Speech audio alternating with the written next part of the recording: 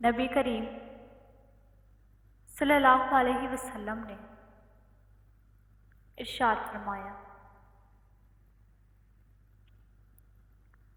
اگر ظلم نہیں کرو گے تو قیامت میں نور کے ساتھ اٹھائے جاؤ گے۔ رسول اللہ صلی اللہ علیہ وسلم نے فرمایا،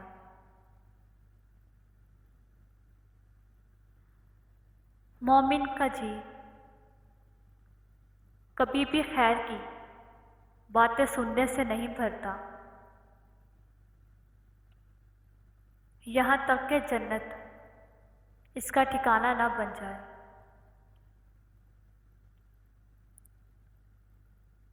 بیمار کوئی ہو اور جنت میں ٹھکانہ آپ کا بن گیا۔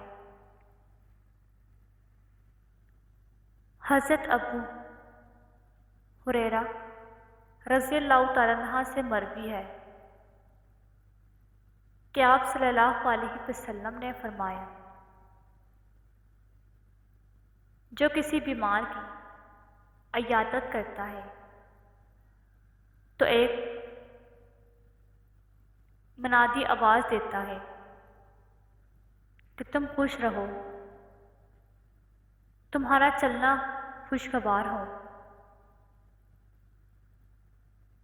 تم نے جنت میں اپنا ٹھکانہ بنا دیا۔ حدیث شریف رسول اللہ صلی اللہ علیہ وسلم گناہوں سے توبہ کرنے والا ایسا ہے جیسے اس نے گناہ کیا ہی نہیں۔ رسول اللہ صلی اللہ علیہ وسلم نے فرمایا، جو شخص اللہ پر اور قیامت کے دن پر ایمان رکھتا ہے